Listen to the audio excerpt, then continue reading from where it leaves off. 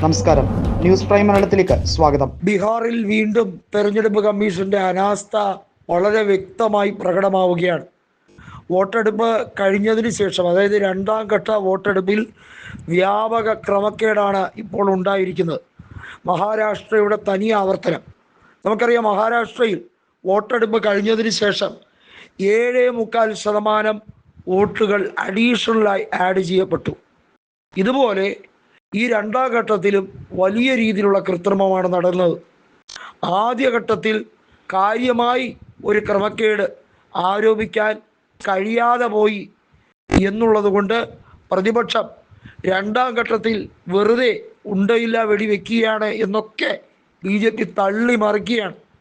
വാസ്തവത്തിൽ സംഭവിച്ചത് എന്തെന്നാൽ, രണ്ടാം ഘട്ടത്തിൽ കൃത്യമായി ഇതുവരെ പറ്റിയ പാളിച്ചകൾ എന്താണെന്നുള്ളത് അനാലിസിസ് നടത്തി അതിനെ എങ്ങനെ ബാലൻസ് ചെയ്യിപ്പിക്കാം, അധികാരത്തിലേക്ക് കേവല ഭൂരിപക്ഷം കിട്ടണമെങ്കിൽ പോലും വലിയ തോതിലുള്ള അട്ടിമറി നടന്നാലേ മതിയാവുകയുള്ളൂ. നമുക്കറിയാം, ഹരിയാനയിൽ കോൺഗ്രസിന് അവിടെ 4/3 ഭൂരിപക്ഷവുമായി അധികാരത്തിലെത്തും എന്ന് ഒട്ടുമുക്കാൽ ഗോദി മീഡിയകളും തള്ളിമറിച്ചതാണ്. അവിടുത്തെ ഗ്രൗണ്ട് സർവേ ഫലം BJPക്ക് പ്രതികൂലമായിരുന്നു. 90-ൽ 78 സീറ്റുകളിൽ വരെ കോൺഗ്രസ് ഒരു ഘട്ടത്തിൽ ലീഡ് ചെയ്തു. ഒന്ന് ആലോചിക്കണം, 10-ൽ താഴെ സീറ്റുകളിൽ താപ്പോട്ട് പോയ BJP 8 മണിക്ക് വോട്ടെണ്ണൽ ആരംഭിച്ച് 11 മണിയാകുമ്പോൾ, അതായത് 3 മണിക്കൂർ പിന്നിടുമ്പോൾ, പിന്നെയുള്ള 1 മണിക്കൂറിൽ അവിചാരിതമായി 10-30 സീറ്റുകളിൽ ഫലം മാറി മറിയുകയാണ്. ഇതെവിടെയെങ്കിലും കണ്ടിട്ടുണ്ടോ?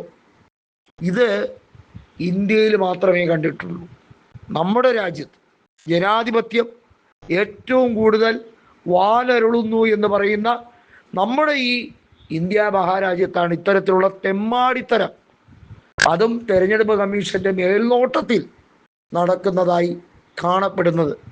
ഇത് കേവലം ആരോപണമല്ല, തെളിവ് സഹിതം ഇത് തെരഞ്ഞെടുപ്പ് കമ്മീഷനെ കുറിച്ച് സുപ്രീം കോടതിയിൽ കൊടുത്ത സത്യവാങ്മൂലത്തിലുള്ള വാചകങ്ങളാണിവ. അതായത് ഈ രാജ്യത്ത് മാത്രം എന്ത് രീതിയിലുള്ള ചെയ്തി നടത്തിയാലും തെരഞ്ഞെടുപ്പ് കമ്മീഷനെ ചോദ്യം ചെയ്യാൻ ബഹുമാനപ്പെട്ട സുപ്രീം കോടതിക്ക്, പരമോന്നത നീതിപീഠത്തിന്, സുപ്രീം കോടതിക്ക് ഒരിക്കലും കഴിയില്ല. ഇന്ത്യയുടെ ഭരണഘടനയുടെ കാവലാളായ സുപ്രീം കോടതിക്ക് പഞ്ചപുച്ഛമടക്കി മിണ്ടാതിരിക്കാനേ പറ്റൂ. ബീഹാറിലെ രണ്ടാം ഘട്ടത്തിൽ ഏകദേശം 6% വ്യത്യാസം വരുന്ന രീതിയിൽ വോട്ട് ക്രമക്കേട് ഉണ്ട് എന്നുള്ള ആരോപണം വന്നിരിക്കുന്നു. അതായത് പോളിംഗ് നടന്നു കഴിഞ്ഞ് 6 മണി കഴിഞ്ഞാൽ പിന്നെ പരമാവധി ആഡ് ചെയ്യപ്പെടുന്ന 2% വോട്ടുകൾ കൂടിയാണ്.